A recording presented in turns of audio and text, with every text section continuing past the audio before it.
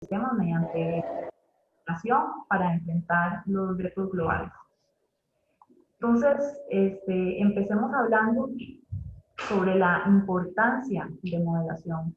La modelación de biosistemas es una herramienta muy valiosa porque se puede potenciar el uso de Big Data y se pueden identificar soluciones a lo que son los retos globales. Ahorita más adelante les voy a hablar de lo que es Big Data y vamos a entrar un poco más en detalle en eso. Entonces la modelación le permite a uno poder comunicar, poder entender, probar hipótesis, predecir comportamientos de lo que se llama un sistema real. Entonces, poco a poco les voy a ir explicando qué conlleva todo eso, qué es un sistema, a qué me refiero con predecir, a qué me refiero con Big Data, cuáles son los retos globales, etc.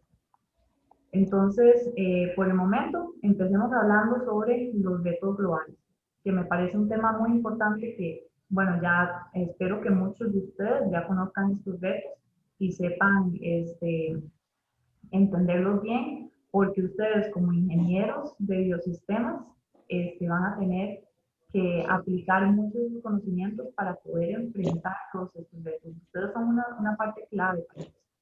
Entonces, bueno, en los retos globales tenemos lo que es la seguridad alimentaria y nutricional, el cual se define como un estado en el cual todas las personas gozan en forma oportuna y permanente de acceso físico, económico y social a los alimentos que necesitan en cantidad y calidad para su adecuado consumo y utilización biológica, garantizándoles un estado de bienestar general que coadyuve al logro de su desarrollo.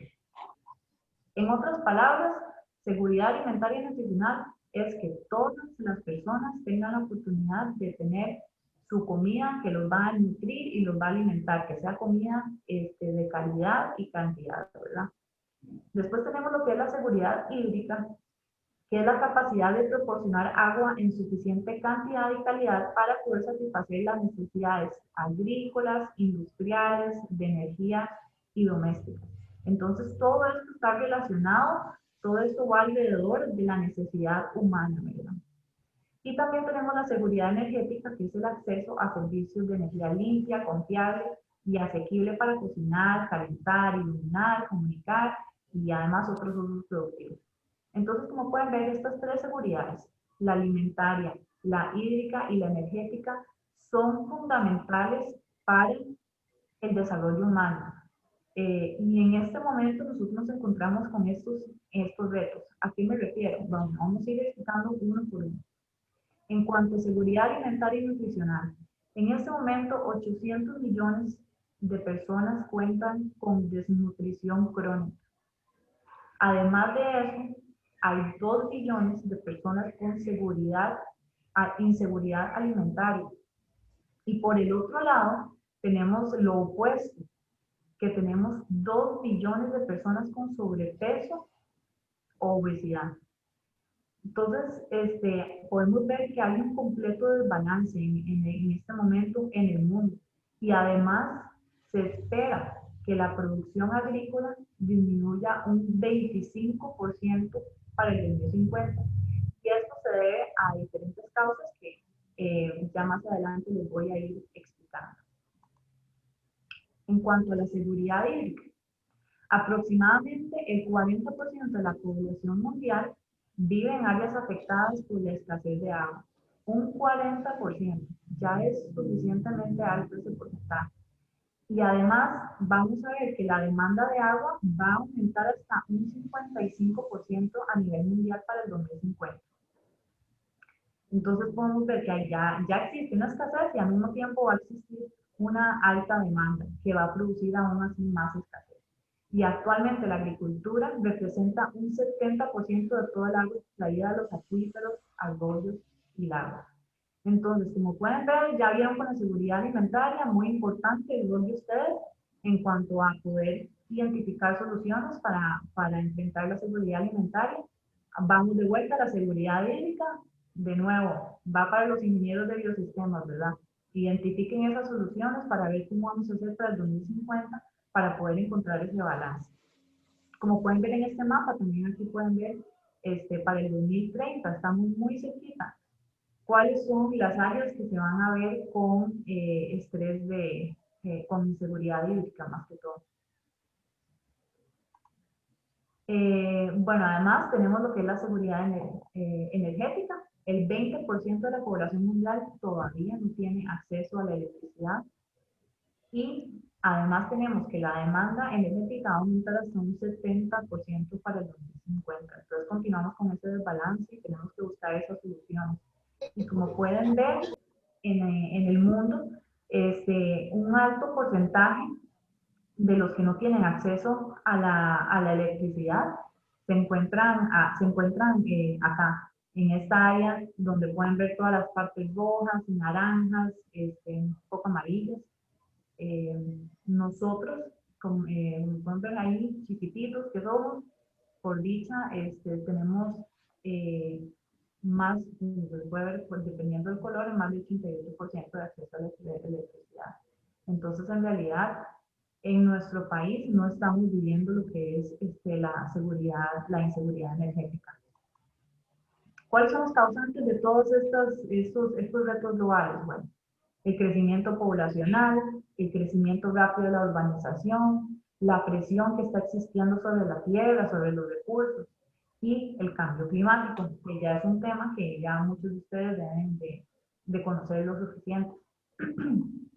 Entonces, en cuanto al crecimiento poblacional, tenemos que para el 2050, 9.7 billones de personas, vamos a tener un incremento hasta de 9.7 billones de personas para el 2050.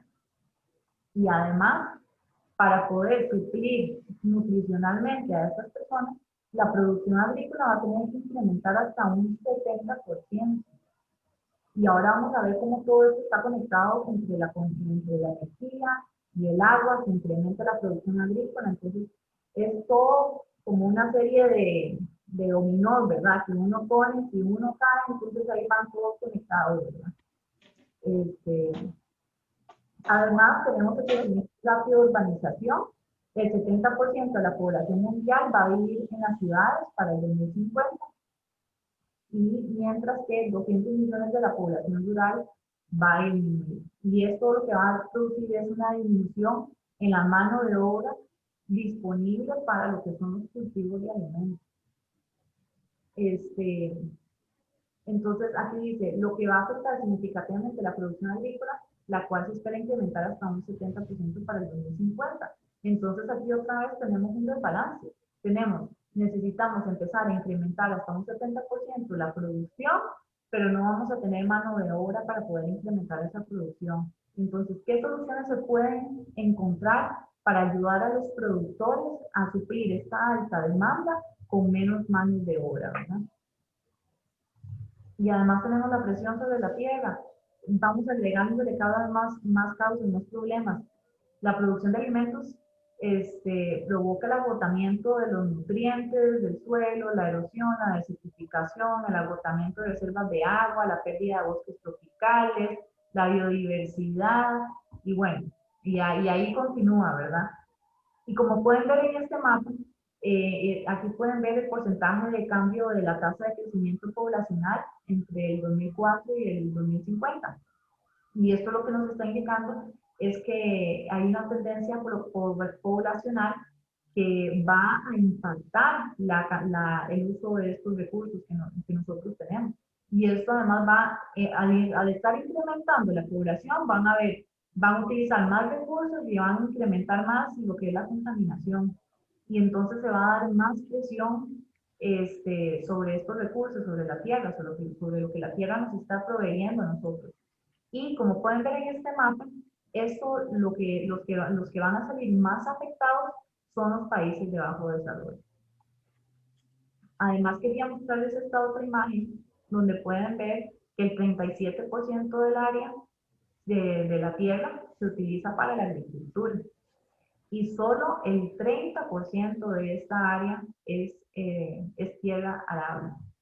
Y se espera que esto se va a expandir hasta 70 millones de hectáreas para el 2050.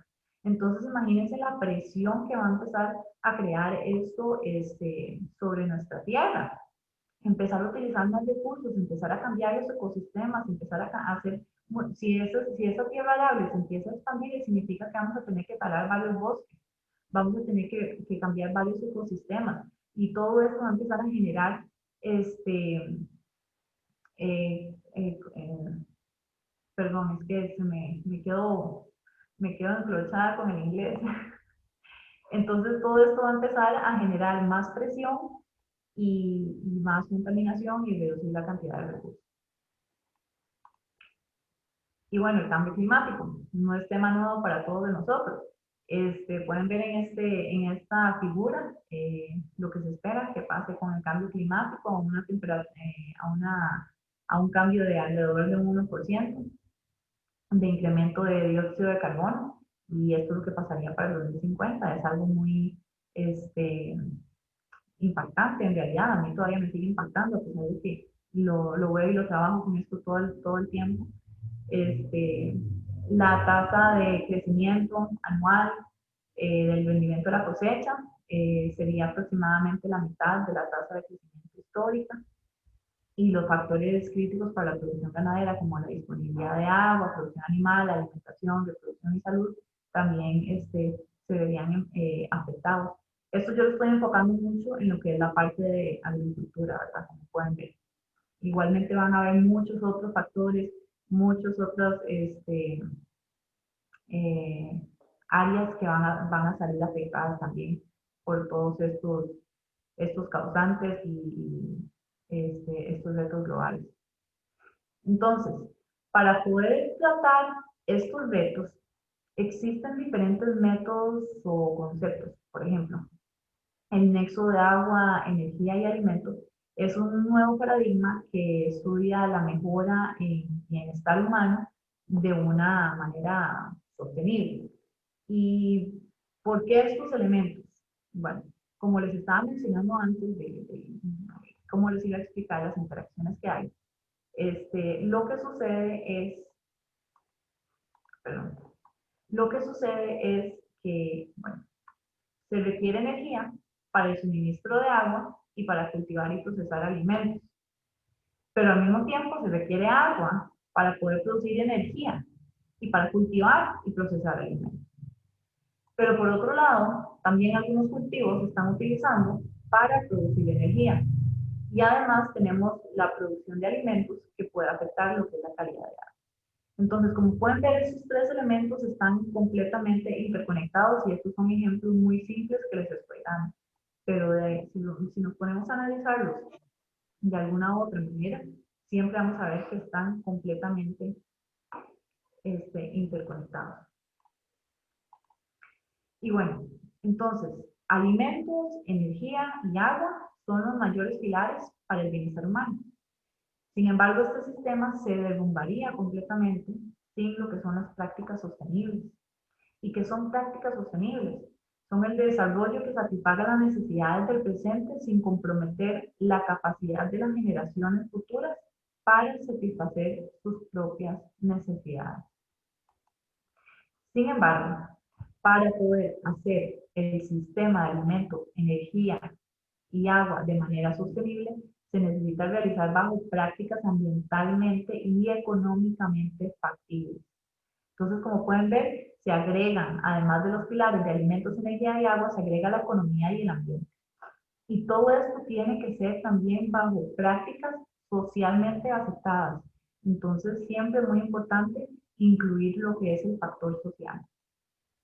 Sin embargo, tenemos la fuerza impulsora de energía y agua. ¿Por qué? Porque ¿qué necesitamos para producir alimentos? Necesitamos energía y agua, ¿verdad? Entonces, y bueno, tenemos esa fuerza impulsora debido a los desafíos actuales y lo que son las proyecciones futuras, como el aumento de la población humana, que van a aumentar la demanda de productos agrícolas hasta un 70% para el 2050. Entonces, vamos con esa fuerza impulsora, ¿verdad? Entonces, para poder abordar los desafíos globales de una manera sostenible, es necesario utilizar lo que se llaman enfoques sistemáticos, los cuales se creen que son fundamentales para manejar la complejidad que enfrenta el mundo en las próximas décadas. Entonces, como pueden ver aquí en esta oración, dice, se cree que es fundamental para manejar la complejidad que enfrenta el mundo en las próximas décadas. Esto lo dice Arnold Wade. Y bueno, primero, para poder explicarles qué es un enfoque sistemático, necesito definirles primero qué es un sistema. Un sistema es un grupo de elementos que van a interactuar regularmente o son interdependientes y forman un todo unificado. Es decir, es toda una conexión de elementos y cada uno va a estar conectado uno al otro, ¿verdad? Si uno sale afectado, el otro sale afectado. Si el otro sale afectado, puede que este no salga afectado, pero este otro sí salga afectado. Y un enfoque sistemático lo que trata es de comprender a profundidad esos comportamientos que son muy complejos. ¿Por qué uno sale afectado y por qué el otro no sale afectado? ¿Y por qué si este sale afectado, como 5 más salen afectados? ¿Verdad? Y de esta manera, para poder, entender, para poder comprender bien esos comportamientos complejos y poder predecirlos de una mejor manera. Y en última instancia, poder ajustar tus resultados, ¿verdad? Porque si nosotros estamos utilizando predicción, necesitamos validarlos con la realidad. Necesitamos saber si realmente este, son resultados que estén dentro del rango de la realidad. Y este es un ejemplo de lo que es un enfoque sistemático. O sea, para describir un sistema complejo, hace falta no solo conocer el funcionamiento de las partes, sino conocer cómo se relacionan entre sí. Entonces, como pueden ver, aquí hay muchas partes que están interrelacionadas. Tenemos la parte ambiental, tenemos la parte sociocultural, la parte energética, económica, ciencia, tecnología, demográfica, la sociocultural, la parte civil, la parte de seguridad alimentaria, la parte política, la parte de cambio climático, la parte científica. O sea, podemos empezar a conectar uno con otro casi que infinitamente, si lo vemos así, ¿verdad? Entonces, por eso es muy importante poder entender cómo funciona el sistema, el enfoque sistemático, para poder entender cada uno de estos componentes. Y tampoco es que esto va a funcionar si uno empieza, por ejemplo, a estudiar solamente la parte ambiental y por otro lado estudio la parte energética, por así decirlo. Los estudio por separado y ya sabiendo cómo funciona cada uno por separado, entonces ya voy a poder entender el sistema en sí, cómo funciona. Realmente así no funciona. El sistema se puede observar holísticamente, lo que implica que un estudio aislado de las partes del sistema no será adecuado para comprender el sistema completo. Esto se debe a que las partes separadas son vinculadas de manera interactiva. Entonces, un sistema implica una complejidad de elementos que interactúan, una interacción entre todos esos elementos y un límite conceptual alrededor de su autonomía organizativa. ¿Qué es este límite conceptual? Simplemente definir un límite, porque si nos vamos a la figura anterior, si nos ponemos a tratar de evaluar, hacer un análisis de todo este sistema, nos puede tomar años poder entender el comportamiento. Entonces, poder definir sistemas más pequeños para irlos comprendiendo cada vez mejor y después ir uniendo para entender bien lo que es el sistema. Entonces, ya conocemos lo que implica un sistema, pero ¿qué técnicas podemos utilizar para poder analizar y comprender bien el funcionamiento de este sistema? Para eso existe lo que es la modelación. El proceso de interés al cual se quiere simular se llama sistema. Y para estudiarlo científicamente hay que hacer una serie de suposiciones sobre cómo funciona este sistema. Estas suposiciones generalmente toman la forma de relaciones matemáticas o lógicas y esto va a constituir lo que se llama el modelo, que se utiliza para tratar de obtener cierta comprensión de cómo se comporta el sistema.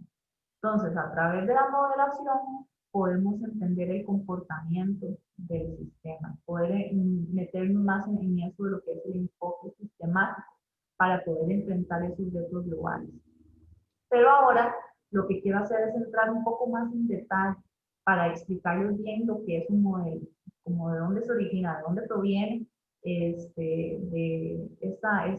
de un modelo y poder darles un par de ejemplos y a través de una actividad que ustedes puedan entender bien la base del modelo. Bueno, se dice que se estima que más del 75% de los esfuerzos de ingeniería no producen mejoras de rendimiento específicas. Y como pueden ver en esta imagen, en la primera imagen dice cómo el cliente explicó lo que quería.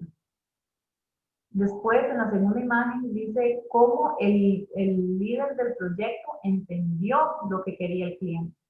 Después, cómo el ingeniero lo diseñó, cómo el programador lo escribió, cómo el vendedor lo describió, cómo se documentó ese proyecto, cuáles fueron las operaciones que realmente se instalaron, cómo se le cobró al cliente, o sea, cuánto dinero fue que le cobraron al cliente, qué tipo de ayuda se le dio al cliente y después qué era lo que realmente necesitaba el cliente. Como podemos ver en esta imagen, esto es algo muy típico que pasa, problemas de comunicación, podría decir, para poder diseñar o realizar algún proyecto. Y bueno, se dice que muchos de los esfuerzos de la ingeniería no producen mejoras en el rendimiento por varias de estas razones. Pero ¿cuáles realmente son las razones de los fracasos de ingeniería? Permiso, voy a encender la luz porque ya vi que ya se está poniendo oscuro.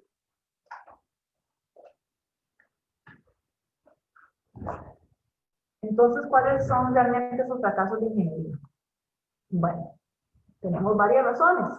Ausencia de plena conciencia sobre el proyecto, condiciones ambientales extremas, diseño de fallas de materiales, ausencia de confiabilidad entre el gobierno y los sectores corporativos, dar menos prioridad a lo que son las condiciones ambientales, conocimiento insuficiente del proyecto, olvido, ignorancia, subestimación de necesidades o efectos futuros, problemas para recibir asistencia de expertos, falta de atención a los aspectos sociales y económicos, falta de sincronización y comprensión entre varios grados de personal.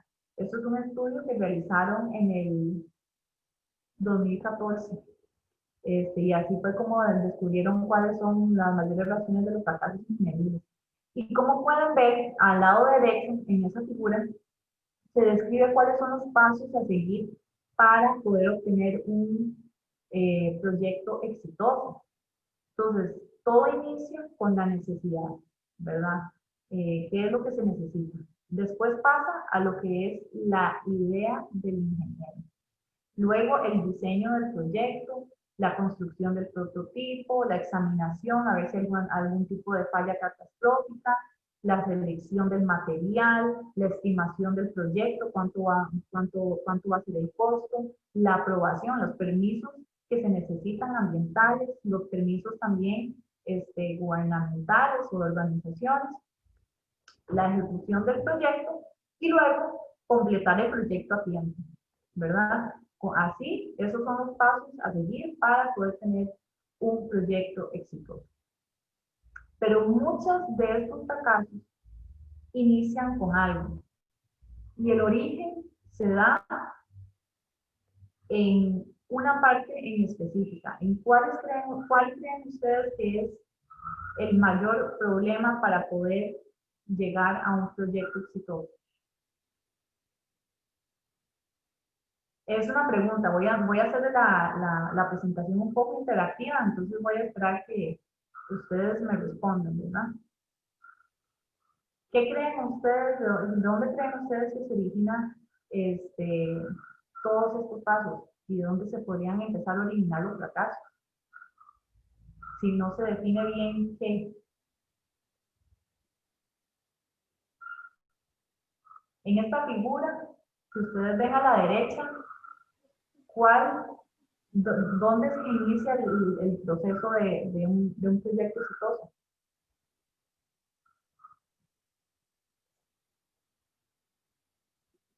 Tal vez una aprobación, bueno, no sé, a mi parecer sería una aprobación dice, aprobación del entorno y de los bosques.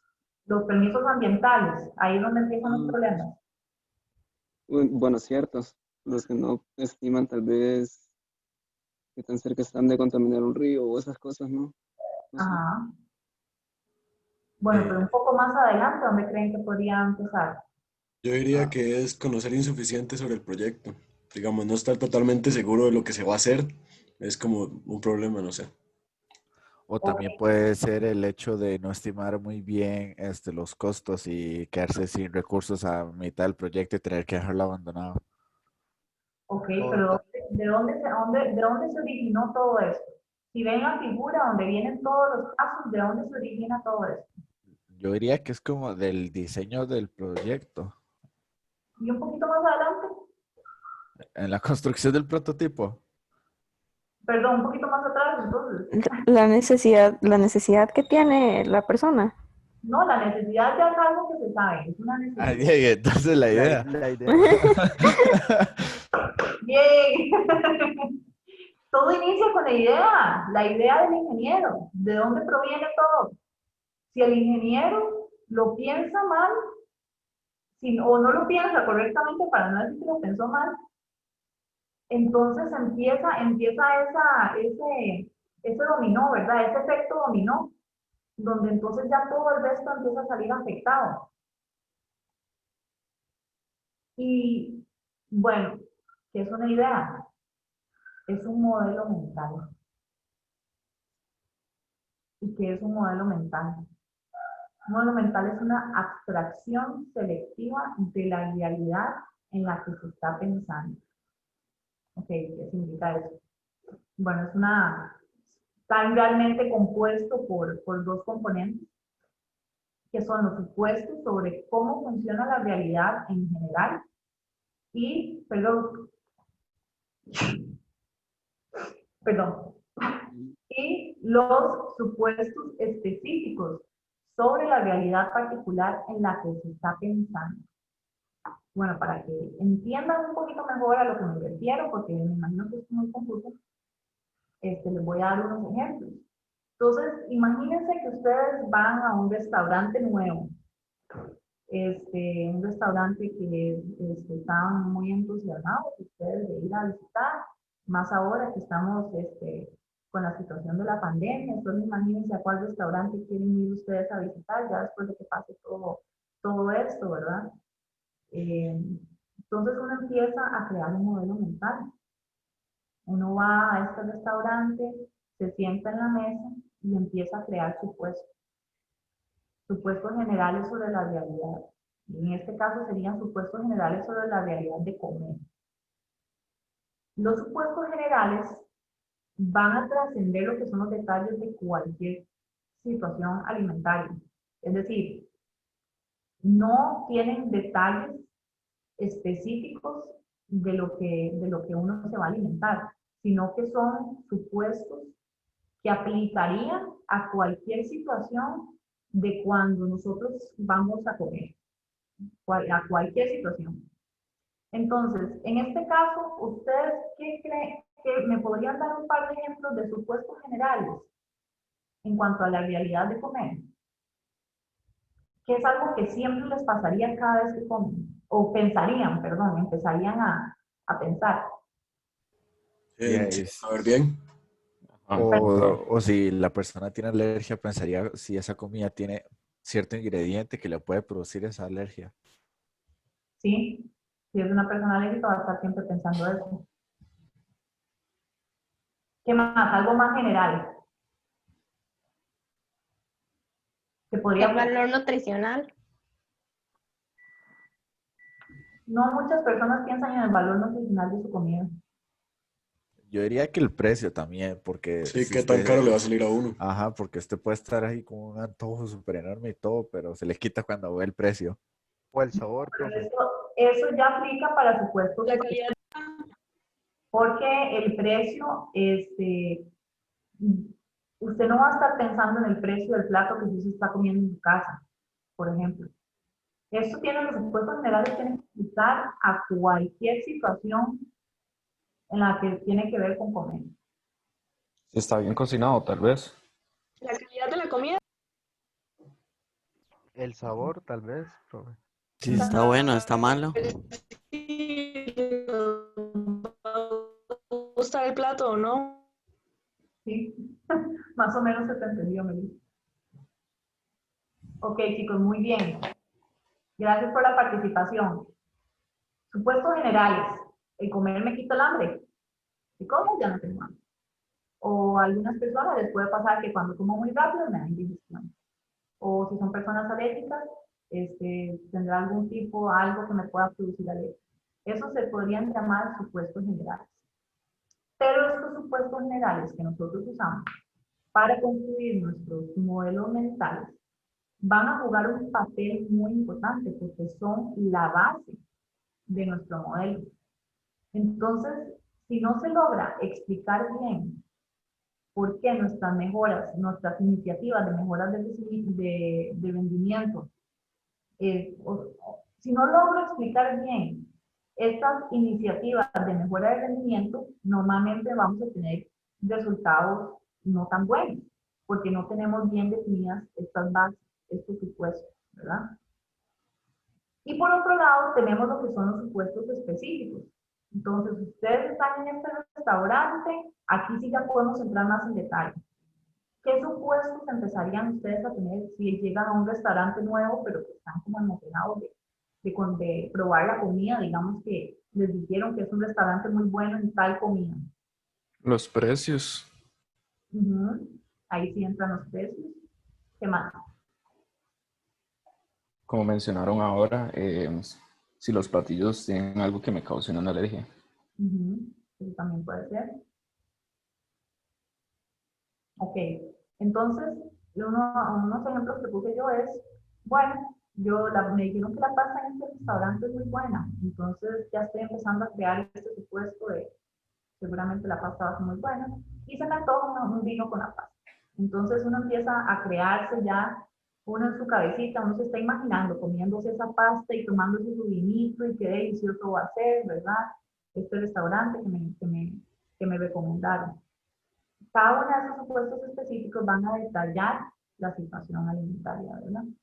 Y bueno, ¿qué pasa? Ya tenemos los supuestos, ya tenemos, por así decirlo, los elementos, las variables, construimos nuestro modelo. Y después de tener construido nuestro modelo, ¿qué hacemos? ¿Qué pasa?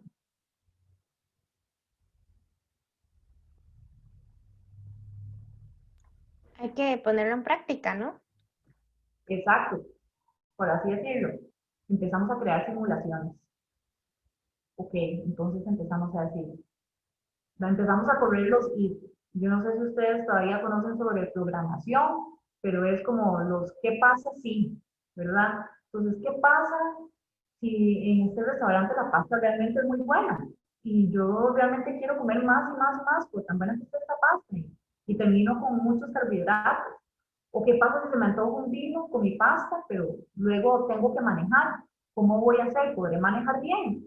Entonces, uno empieza a montarse todos estos diferentes simulaciones, por así decirlo, escenarios que en los cuales uno se termina obteniendo, por así decir, resultados que todavía no se sabe si van a ser reales o no, ¿verdad?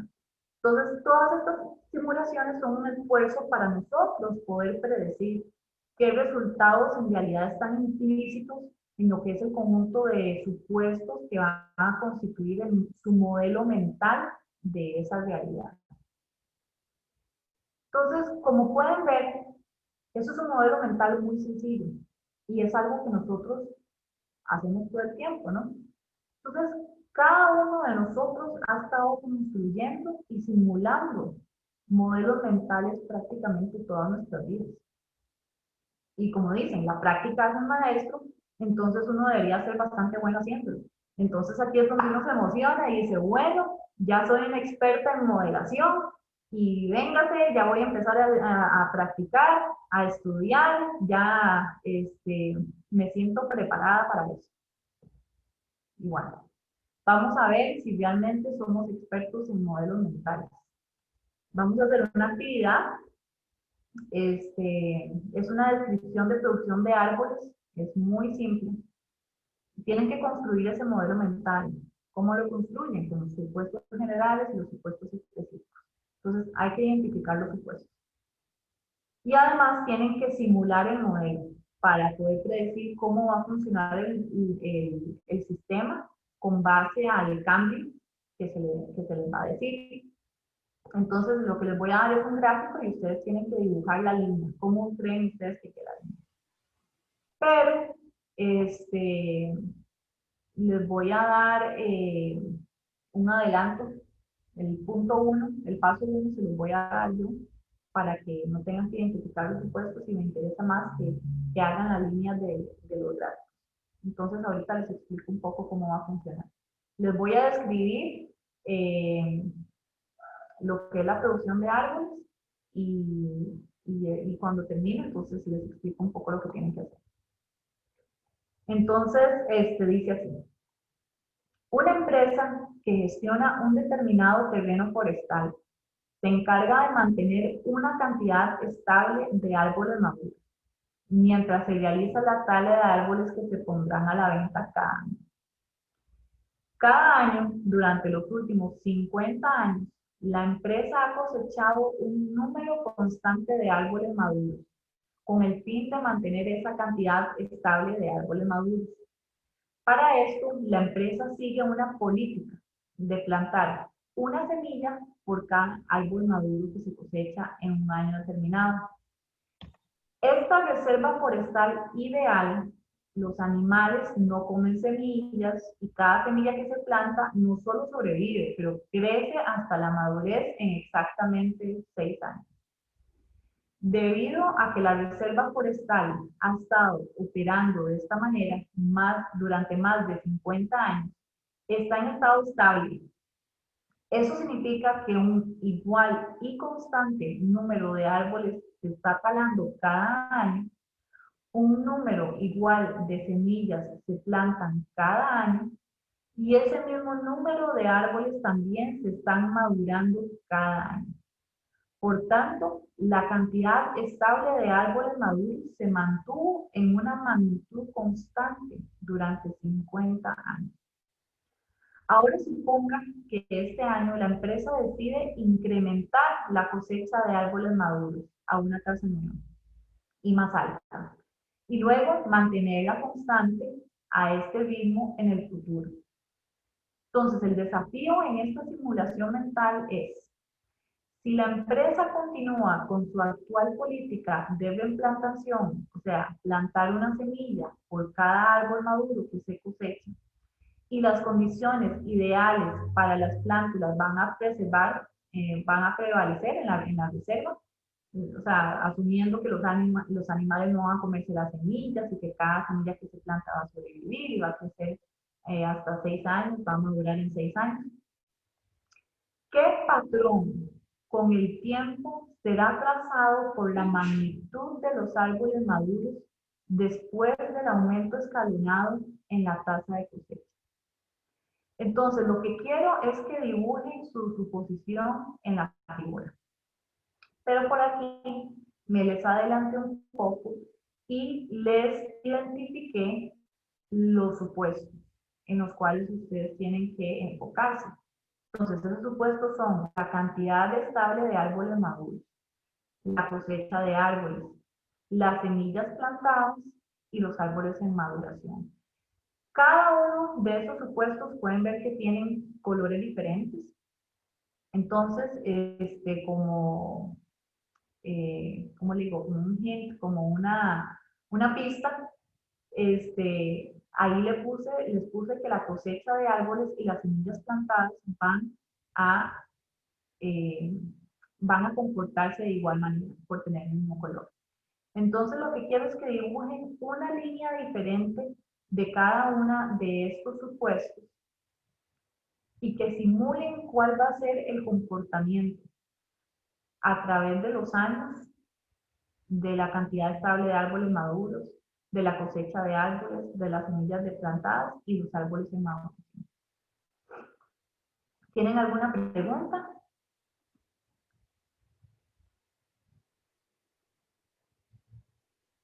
Ok, entonces les voy a dar, Sí, tal vez sí puedes poner en la diapositiva anterior, en donde salía como el esquema. ¿dónde acá? Creo que era la anterior a esa. Esto. Ajá,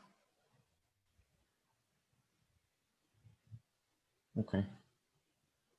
Sí, ya, era como para guiarme tal vez. Ok.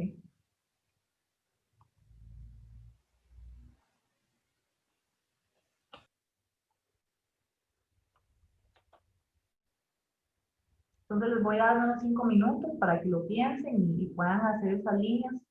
Les recomiendo que hagan el ejercicio, no es que lo van a compartir ni nada, pero hagan el ejercicio para ustedes mismos y comprobar si qué tan buenos son haciendo modelos mentales.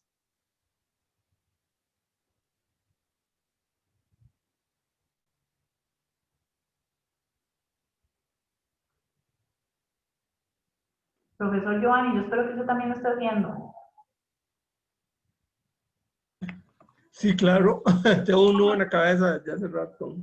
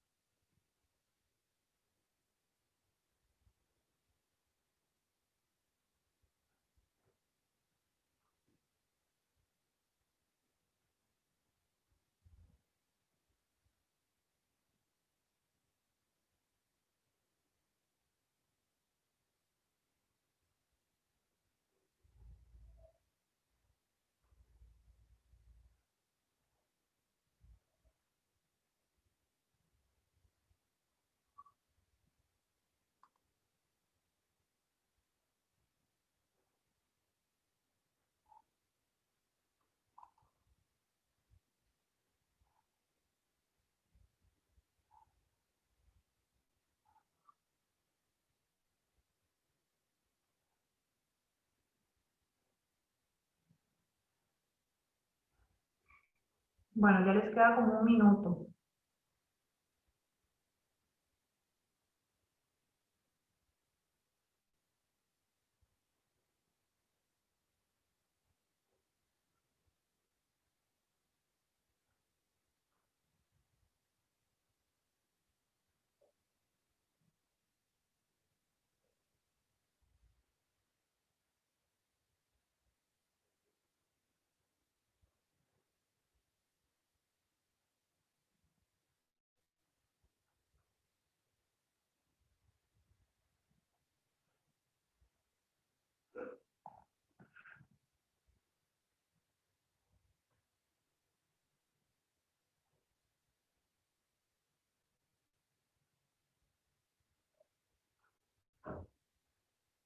Bueno, ¿algún valiente que quiera compartir su simulación mental?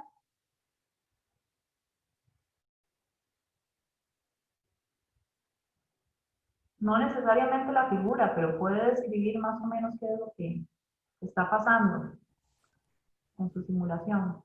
Y ahí, mi simulación presenta, bueno, las semillas plantadas tienen una creciente, por decirlo, una recta creciente exponencial.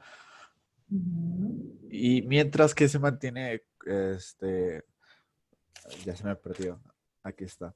Mientras que los árboles en maduración y las cosechas de árboles van de la mano, junto con la cantidad estable de árboles va a ser hasta muchos años después cuando estos ya alcancen la madurez. Entonces, esto se mantiene, por decirlo en una línea baja, hasta como el año 10 o 13 empieza a crecer. No sé si es... bueno, eso sí me dio mi... Tiene ciertas partes buenas y ciertas partes que todavía no. Por ejemplo, la parte exponencial, ¿alguien cree que alguien opina diferente si es exponencial o no? La parte de las semillas, la cosecha y las semillas. Yo pienso que es más proporcional a la cantidad estable de árboles. O al menos yo lo vi de esa forma. Ok, entonces puedes explicar un poco más. Ok, digamos, lo que eran esas dos, lo sentí que eran como muy proporcionales, eran que eran muy pegadillas, por así decirlo. Y lo que era como la cosecha de árboles iba a ser hasta varios años después, como a que ya cuando estas semillas ya maduren y toda la cosa. Y los árboles de maduración va un poquito antes, por así decirlo. Ok.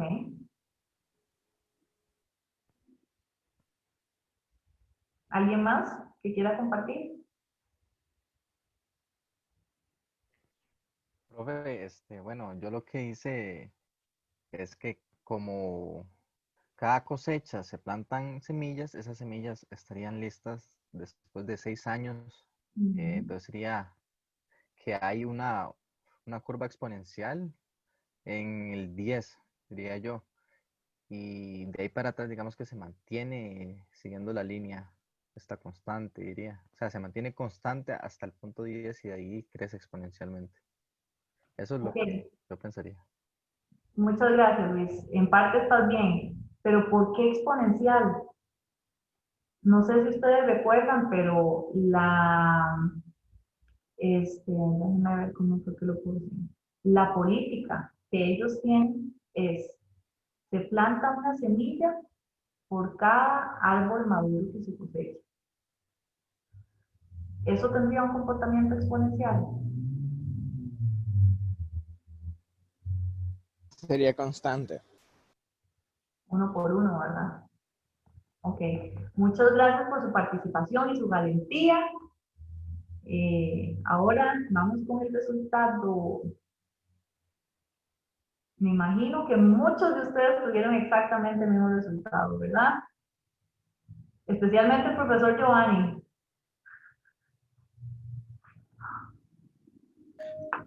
Según la... No, yo lo que estaba presuponiendo era como ver una figura con un arbolito en términos de los años que iba siendo más grande que el anterior hasta llegar a un tamaño constante.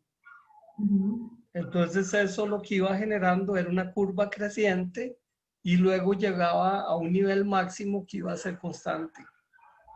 Ok. Y ahí, aquí llegamos al nivel máximo que al final de cuentas va a terminar siendo constante. Pero cada una de estas suposiciones, como pueden ver, tiene un comportamiento diferente. Los únicos que tienen un comportamiento similar van a ser la cosecha de árboles y las semillas plantadas. ¿Por qué? Por la política de por cada árbol que se cosecha, se planta una semilla. Entonces, como pueden ver, la cantidad de árboles, cantidad estable de árboles maduros, se va a empezar a trazar una línea recta hacia abajo. O sea, viene de caída durante 6 años. ¿Por qué? Porque empezaron a cosechar muchos más árboles maduros en esa época y tenían que esperar hasta 6 años después para que se maduraran los árboles que habían plantado, esas semillas que habían plantado, ¿verdad? Entonces también observen que la cosecha de árboles y semillas aumentan exactamente al mismo tiempo. Entonces, si empiezan a incrementar la cosecha de árboles, inmediatamente empieza a incrementar la cantidad de semillas plantadas, porque por cada cosecha hay semilla plantada. Y también la cantidad de árboles maduros se logra hasta el año 10, como varios de ustedes mencionaron. ¿Por qué? Porque hasta 6 años después es que se empiezan a madurar los árboles.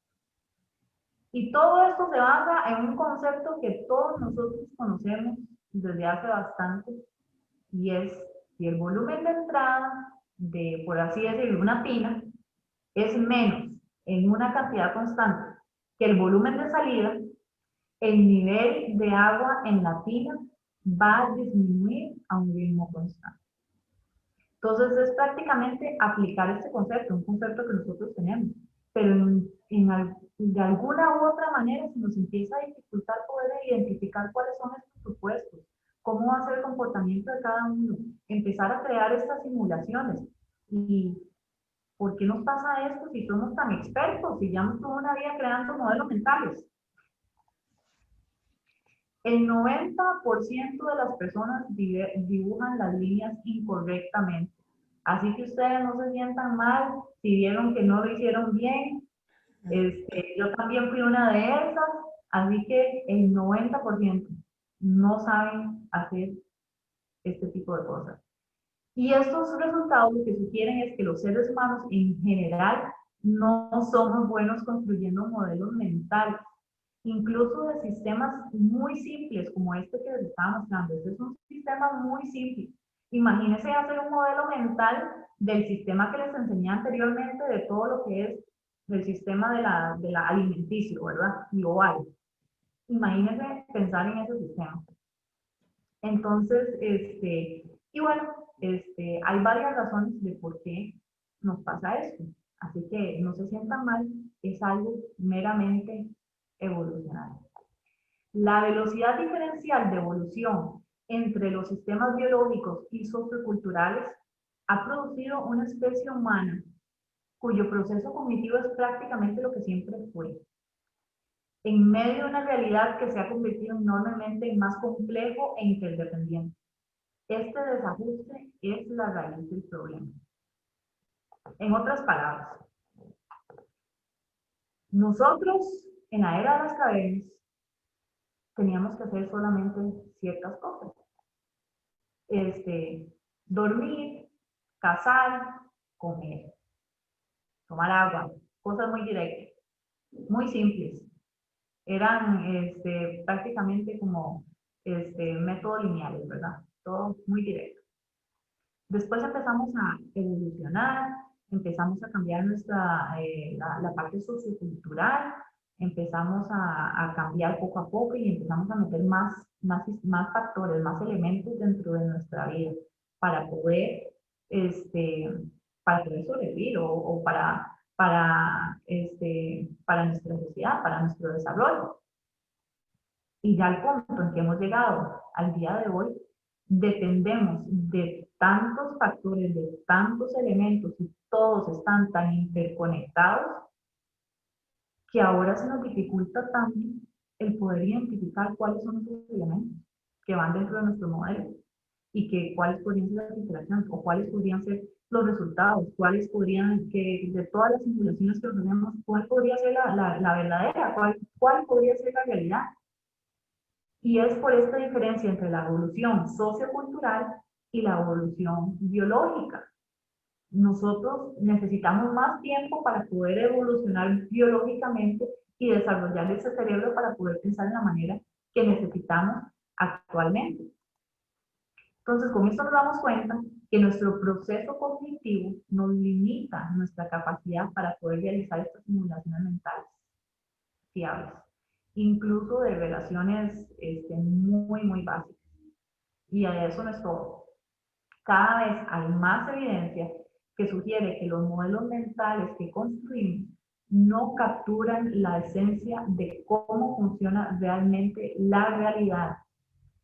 Y esto se debe por 3 razones. Uno es por el contenido de los modelos. No sabemos bien cómo elegir qué es lo que va dentro de un modelo y qué no. Cómo se representa el contenido de los modelos y el proceso para perfeccionar tanto el contenido como la representación. Entonces, en otras palabras, tenemos que poner más esfuerzo de nuestra parte para poder entender bien cómo funciona este sistema. Necesitamos conocimiento. Y eso es lo que ustedes como ingenieros de biosistemas pueden empezar a traer. Entonces voy a explicar un poco qué es estos 3 puntos, estas 3 razones. ¿Qué me refiero con contenido de los modelos?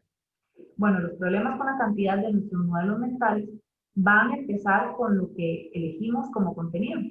Entonces, si empezamos a filtrar, tenemos todos estos supuestos y empezamos a decir, bueno, no, yo quiero el supuesto 1, el supuesto 2 y el supuesto 3, y esos son, definitivamente, estos tienen que ir dentro de mi modelo. Sin esto, el sistema no va a funcionar. El supuesto X y el supuesto Y, no, yo considero que no son lo suficientemente importantes, entonces los voy a mantener fuera de mi modelo.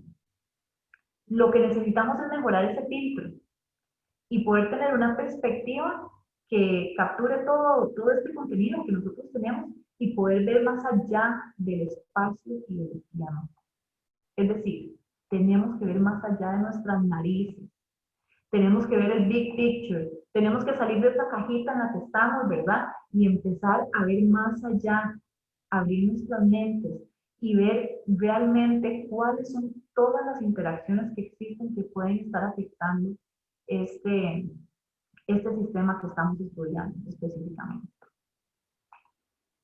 Por otro lado está la representación del contenido del modelo. O sea, cómo van a interactuar entre sí. Los supuestos reales que hacemos no son lo suficientemente congruentes con la realidad y tendemos a hacer más supuestos generales que supuestos específicos. Por eso la estructura de nuestros modelos mentales no se acercan a lo que es la realidad. Y una manera de poder acercarnos a esa realidad es mejorando en identificar esos supuestos. Y una manera que nos facilita esto es los diagramas conceptuales. Entonces, definir nuestro sistema, ok, estos son los límites de mi sistema, cuáles son los factores que están involucrados en este sistema. Tenemos el factor 1, el 2, el 3, el 4, y vamos a obtener estos resultados. ¿Ustedes qué ven con este diagrama, por así decirlo, conceptual? Esto se acerca a la realidad. Este ejemplo. O sea, el factor 1 con el factor 1 vamos a obtener un resultado. Con el factor 2 vamos a tener otro resultado. Y así específicamente. O sea, los factores no están relacionados entre sí. O el resultado podrá afectar los factores.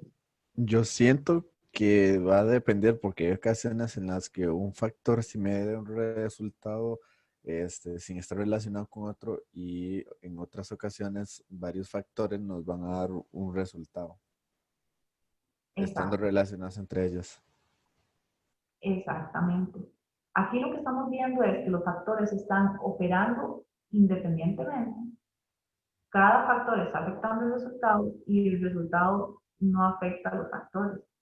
Y como dice Alain, hoy en día el mundo es muy difícil de encontrar un factor que no influya en los resultados y que no sea influenciado por muchos otros factores. O sea, vamos a ver que el factor 1 puede estar afectando el factor 3 y el factor 2 puede estar afectando el factor n, pero después el resultado puede estar afectando el factor 1. Entonces, como pueden ver, al final de cuentas, todo puede estar completamente interrelacionado. Entonces, por eso es muy importante poder, además de poder elegir, ok, estos factores van a estar dentro de mi modelo, ver la representación del contenido de cada uno de estos factores. Entonces, ya estamos tomando en cuenta que es importante tener interdependencia en vez de independencia. Y también es importante tomar en cuenta la causalidad de circuitos cerrados en vez de una causalidad unidireccional. ¿Qué otros supuestos nosotros podemos agregar para poder mejorar la representación del contenido de los modelos? Les voy a dar una pista. Por ejemplo, aquí podemos ver en esta imagen un vaso que se quiebra inmediatamente apenas toca el piso. Pero por el otro lado tenemos una barra de metal que se le está aplicando presión y dura un poco en reventarse. No es tan inmediato como el vaso. ¿Qué opinan ustedes? ¿Qué es lo que se necesita también tomar en cuenta?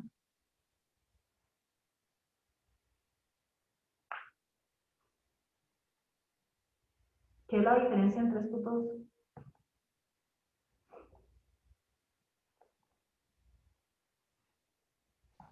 Tal vez que las partículas o unidades son más difíciles de separar en el segundo que en el primero, o es más lento. Ya te fuiste más allá, Anderson. Muy, muy, muy, muy complejo.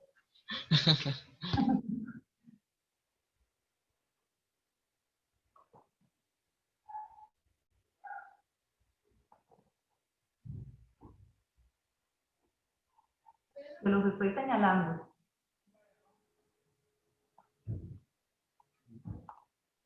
El tiempo de reacción.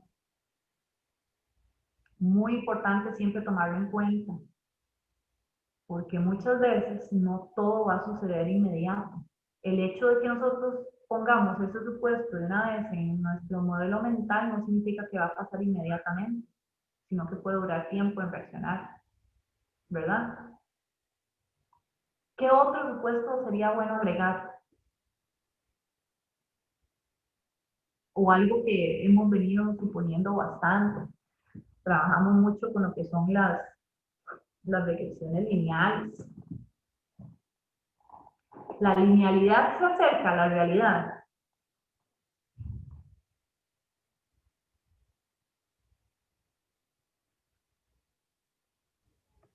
¿Qué podemos No, hacer? yo diría que sería como en ocasiones, porque por lo general la realidad está llena de curvas.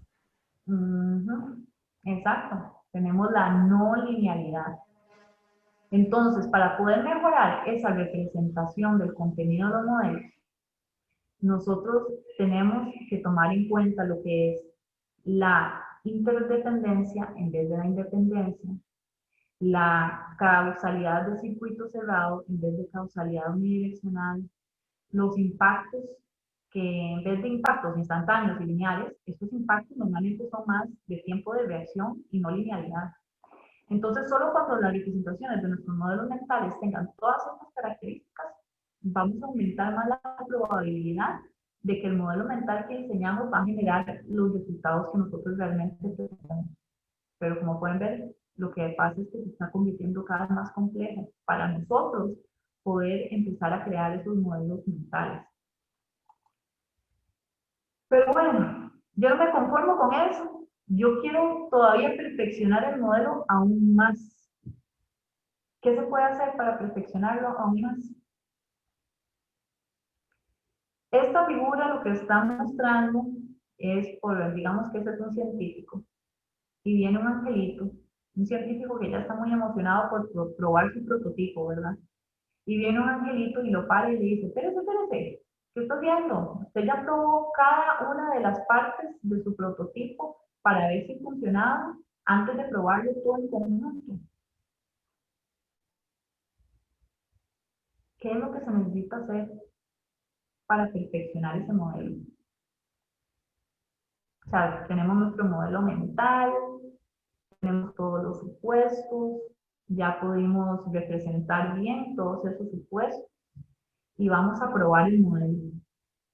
Yo diría que antes de hacer una prueba oficial sería bueno como hacer pruebas como tal, digamos, de ver qué cosas tiene un error y en qué cosas puedo fallar para así después perfeccionarlo antes de dar la prueba oficial.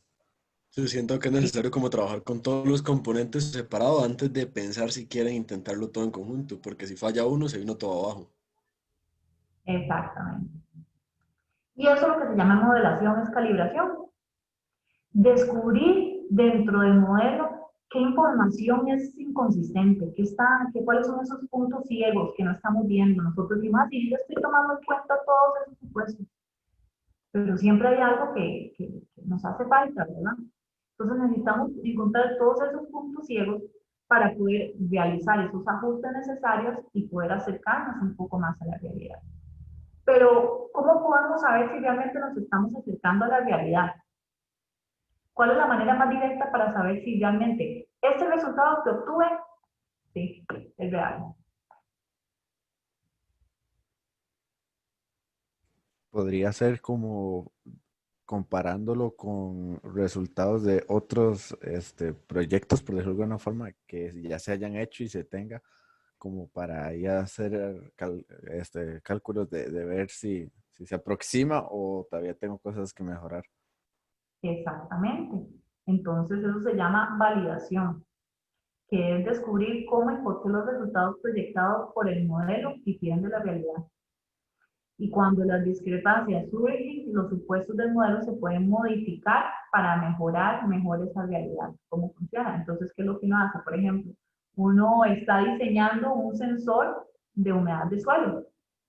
¿Cómo puede saber uno si ese sensor realmente le está dando los datos indicados? Pues yendo a recolectar una muestra de suelo y haciendo el experimento en el laboratorio para poder hacer la medición directamente a ver si es la humedad del suelo. ¿Verdad? Entonces, así es como, más que todo, todo esto que les acabo de explicar es prácticamente todo lo que conlleva la parte de modelación. Todo lo que está compuesto un modelo. ¿Qué es lo que necesita un modelo? Entonces, como pueden ver, vamos de nuevo.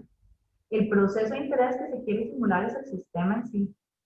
Y para estudiarlo científicamente hay que hacer una serie de suposiciones. Y estas suposiciones van a tomar lo que se llaman las relaciones matemáticas o lógicas.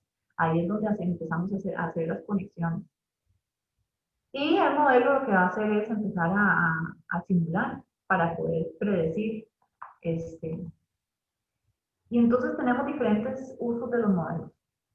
Hay modelos que se utilizan para comprender el sistema, para realmente comprender cómo funciona, porque si uno se pone a estudiar el sistema en sí, pues si le cambia algo al sistema, en la vida real, puede que estoy pensando en inglés, lo modifique tanto que deje de ser el mismo sistema que era originalmente.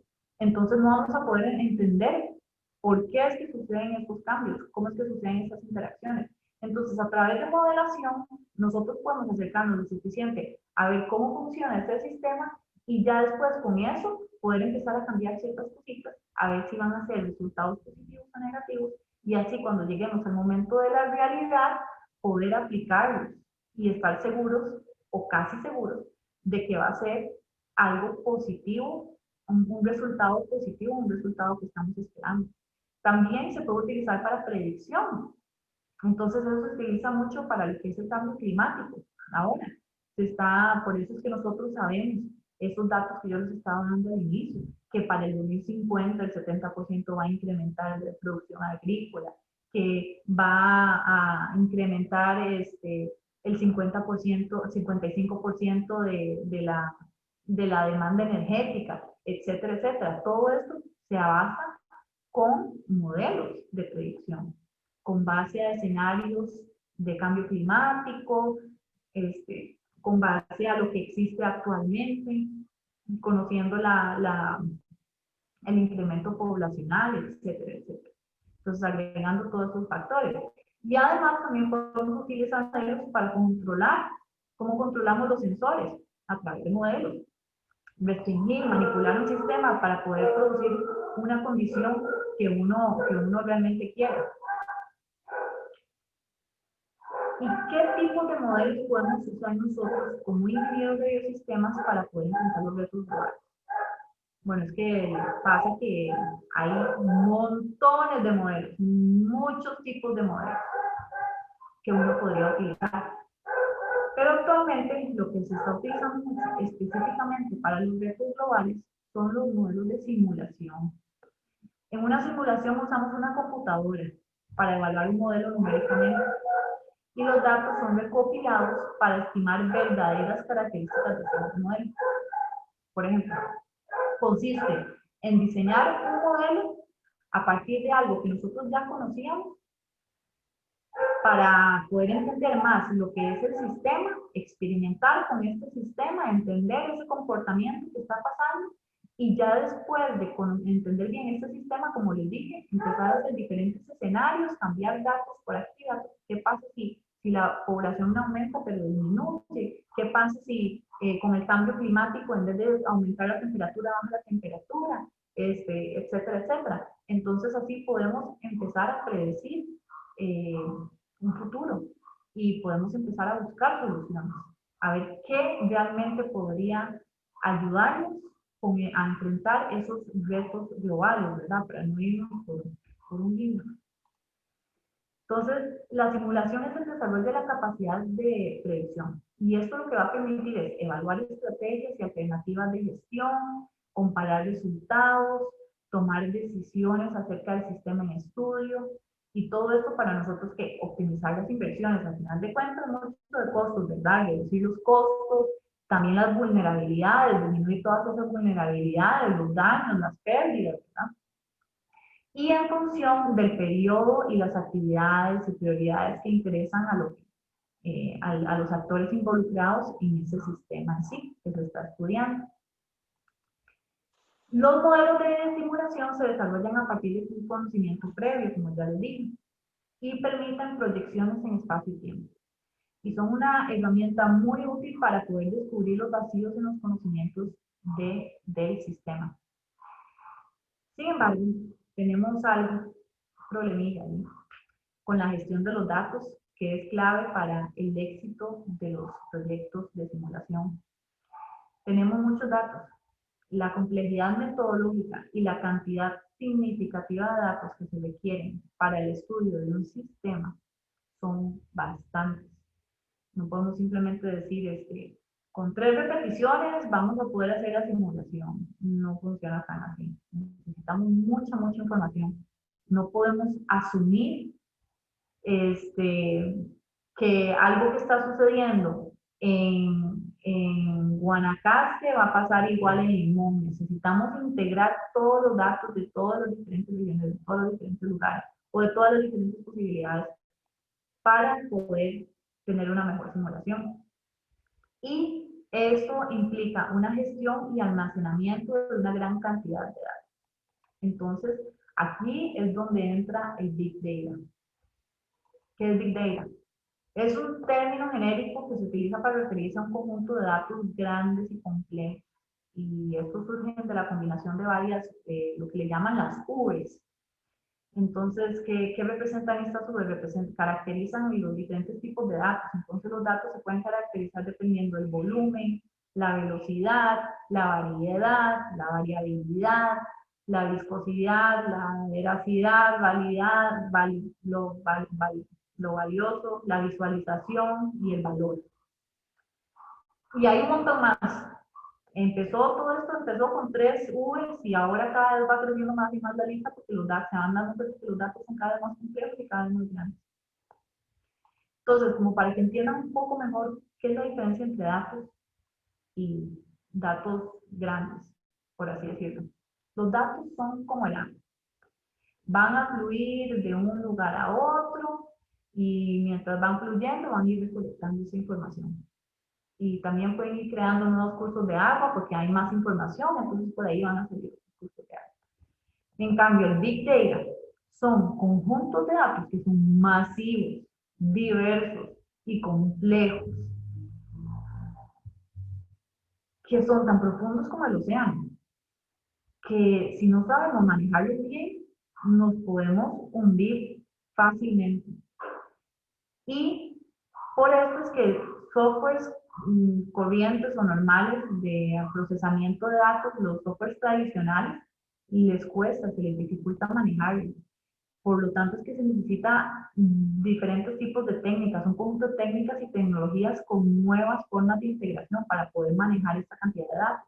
Y estas técnicas se llaman análisis cuantitativo, cualitativo, estadístico, visual, lo que se ha diseñado últimamente es lo que es Random Forest, Data Mining, Machine Learning, Decision Tree, Deep Learning, procesamiento de imágenes.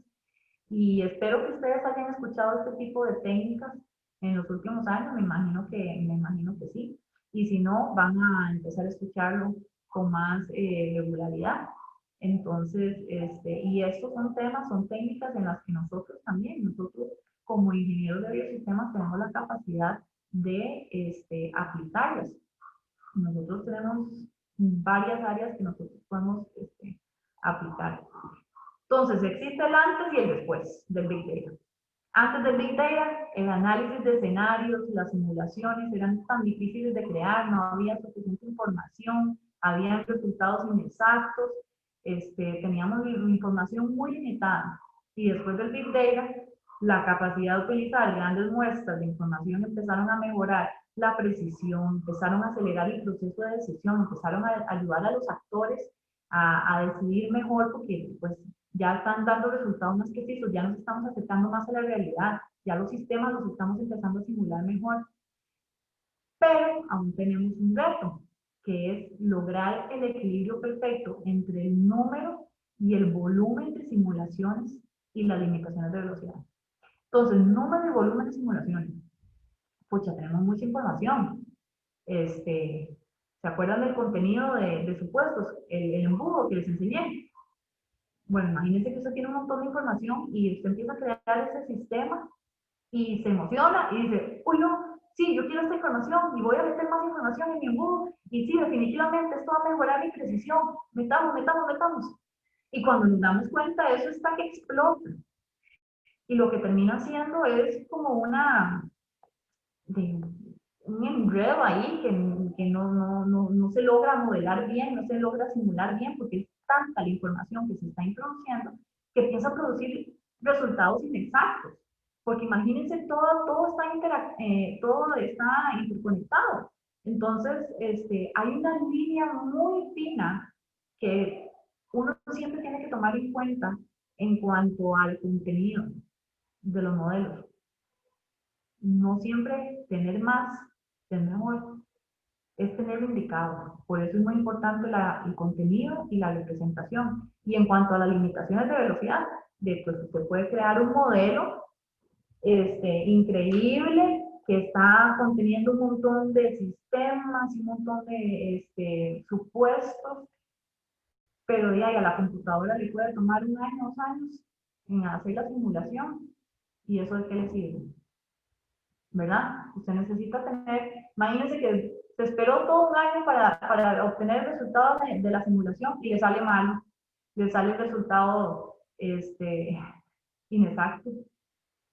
Entonces, en meterse a ese modelo a ver qué es lo que está pasando, ¿verdad? Entonces hay que tener cuidado con ese tipo de cosas, con también las velocidades para poder realizar esa simulación.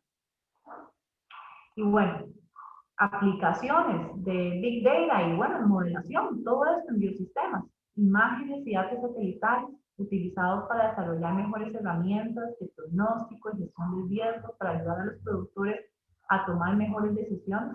Todo esto ustedes pueden ayudar a los productores con todo este tipo de conocimiento. Los datos de los drones que capturan imágenes para poder interactuar con el medio ambiente, poder tomar las muestras de hojas, recolectar las muestras de agua, medir la altura, medir la condición del cultivo, poder aplicar herbicidas. Todo esto se hace a través de Big Data y a través de modelación. Agricultura de precisión, los tractores con los GPS, los sistemas de riego controlados, ya sea a distancia o automatizados, que empiezan a recopilar datos durante la cosecha, y se empiezan a crear mapas de rendimiento desarrollados en base a estos datos. Se puede prescribir precisamente la cantidad de fertilizantes que se necesitan y además otros insumos para poder mejorar la productividad del año siguiente. Es bastante el potencial que tenemos con estas herramientas. Atlas globales, recopilación y análisis de datos atmosféricos satelitales, actuales, históricos, para crear herramientas, modelos de mapeo que van a ayudar a los gobiernos a mejorar la producción y poder también conservar los recursos, que es lo que más necesitamos. O también podemos hacer mapeos regionales. Las herramientas y modelos de mapeo van a ayudar a hacer mejores predicciones de seguridad alimentaria y global. Y más importante, pueden ayudar a los países individualmente a identificar el potencial de rendimiento para las mejoras políticas. También aumentar la producción de alimentos. Podemos conservar el agua, mejorar la estrategia de asignación de recursos.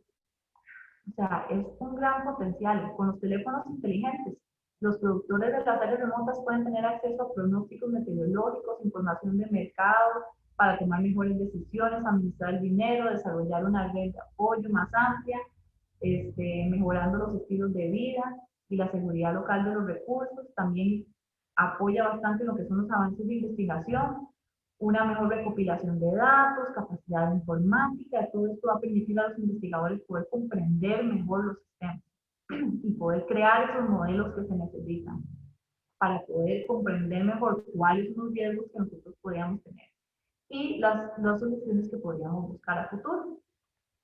Entonces, como pueden ver, el Big Data va de la mano con la modelación.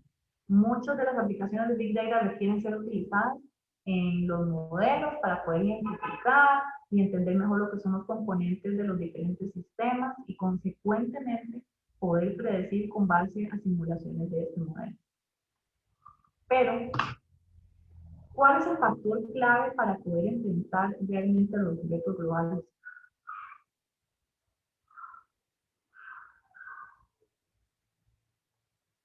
Tenemos el Big Data, tenemos las herramientas, pero hay un factor clave.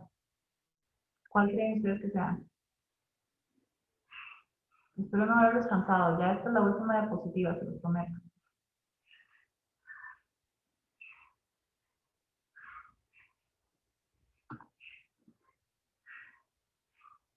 El conocimiento. ¿Y de dónde proviene el conocimiento?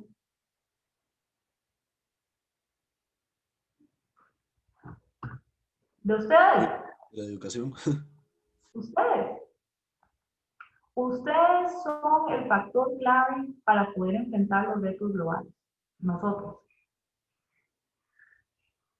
Si nosotros nos metemos en esta ecuación, retos globales, el Big Data, modelación de biosistemas, y agregamos lo que son los ingenieros de biosistemas, realmente vamos a poder aportar lo que se necesita para poder enfrentar estos retos globales. Tenemos las herramientas, tenemos los retos, tenemos las herramientas y ahora tenemos el que los une. Y son ustedes. Y bueno, esto sería todo. Espero que no haya sido muy larga la presentación. Y ¿tienen alguna pregunta, alguna consulta?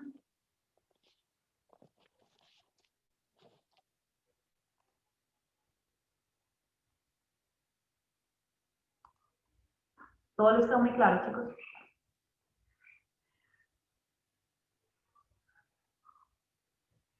Espero que esto los haya motivado. Bueno, sí, la verdad me ayudó con las ganas de estar aún más seguro todavía de haber hecho una buena elección con la carrera. Me quedé dicha. Nosotros tenemos muchas áreas en las cuales nos podemos involucrar. Una pregunta, digamos, estudiar o relacionarse, perdón, como familiarizarse más con el tema de Data Analysis sería bueno como para esta carrera, digamos, para lo que se está transformando. ¿En el tema de qué, perdón, Jeremy? Data Analysis. Ah, los análisis de datos. Pues sí, Ajá. eso es algo que nosotros podríamos enfocarnos en hacer. Esto es como, por decir, otra carrera, los análisis de datos, porque es más enfocado en lo que es programación. Igualmente toda esta parte de modelación y todo esto nosotros lo hacemos. Sí es algo que se podría ser útil de parte de un ingeniero de biosistemas si los análisis de datos provienen, por ejemplo, de la parte agrícola o de áreas que ustedes conocen en específico. Porque a la hora de hacer análisis de datos, lo que nos hemos estado encontrando bastante es que, bueno, contratan a los ingenieros en computación que para hacer la programación y poder hacer todo ese análisis de datos. Pero ellos saben cómo hacer la programación, ellos saben cómo empezar a montar este modelo. Lo que les hace falta es ese conocimiento en cuanto a las interacciones con los diferentes datos y resultados.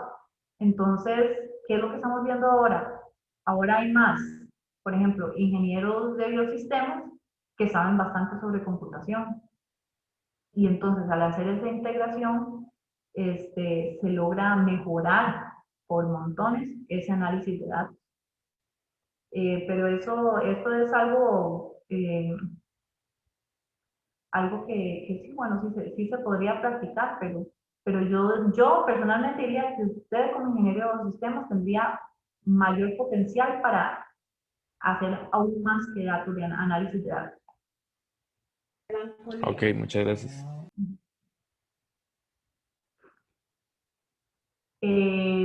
Veo que Sidney está preguntando que cuáles son las primeras aplicaciones de Big Data. ¿Estas te referís?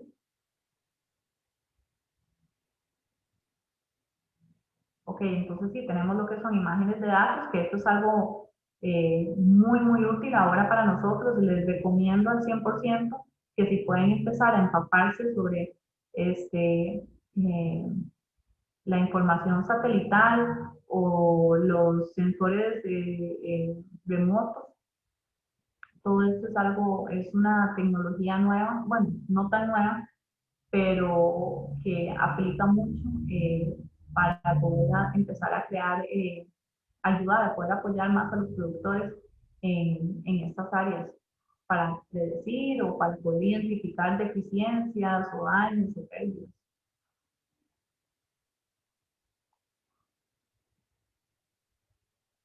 ¿Alguien más tiene alguna pregunta?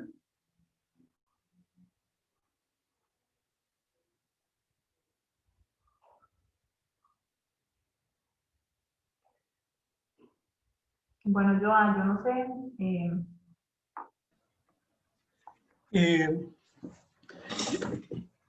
Yo creo, Melissa, que el asunto este es bastante interesante, que una de las cuestiones que uno más aprende en esto es que hay mucha interdisciplinaridad y hay una manera de integrarse profesionalmente muy amplia, y que por otro lado, y yo sé que aunque no me lo contesten en este momento, a partir de hoy ellos se pueden dar cuenta que cada uno de ellos en los proyectos que eligieron o grupos o individualmente, si piensan un toquecito en lo que usted habló, ellos van a encontrar que en cada uno de los proyectos que eligieron tienen aplicaciones de lo que usted comentó el día de hoy.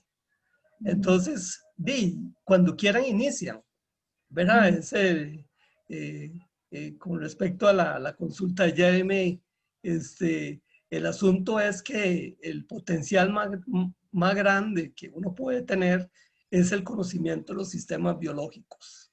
Hacer tan complejos y tan interesantes de poderse interrelacionar a través de todo este manejo de conceptos y de, digamos, de plena invitación que hizo el día de hoy Melissa a hacer con ese pensamiento sistémico que nos capture, que nos emocione y que nos haga salir más de lo que es normal. Yo el otro día, Melissa, les di a ellos un artículo, no sé si se acuerda de la señora Temple Grayden, que es un Asperger, y lo que comentamos el otro día en clase fue el uso de la imaginación, ¿verdad? Como una gran fuente en todo este concepto de modelación, en el sentido de que puede uno tener los software, la mayor cantidad de cosas, pero si usted no se imagina qué es lo que va a suceder, cuáles son los supuestos que usted está teniendo, cuál es su visión de lo que puede pasar, nada hace con tener un montón de herramientas si su mente no se sale de lo más normal. Exacto. Sí. Exacto, sí. Ok. de mi parte, y si no hay más preguntas o observaciones ahí, te agradecemos mucho y muchísimas gracias. Muchísimas gracias por la invitación y fue un placer estar aquí y poder compartirles un poco. Y espero que esto los haya motivado bastante a querer estudiar más, poder entender más cómo funcionan las cosas y ver más allá de sus narices, tener esa imaginación.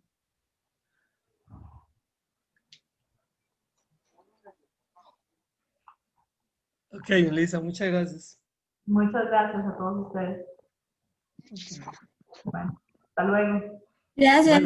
Bueno. Muchísimas gracias. Nos Gracias, vemos. hasta luego. Hasta luego, muchas gracias. Muchas gracias, profe. Ok. Bueno, gracias, profe. Bueno. Gracias.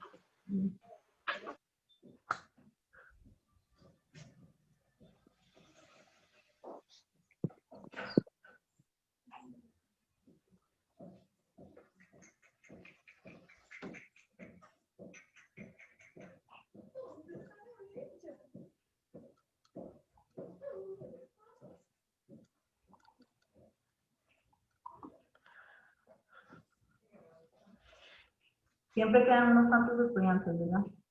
¿Ah? Siempre quedan unos cuantos estudiantes. Sí. Vos sabes que, Melissa, yo cada vez que escucho este tipo de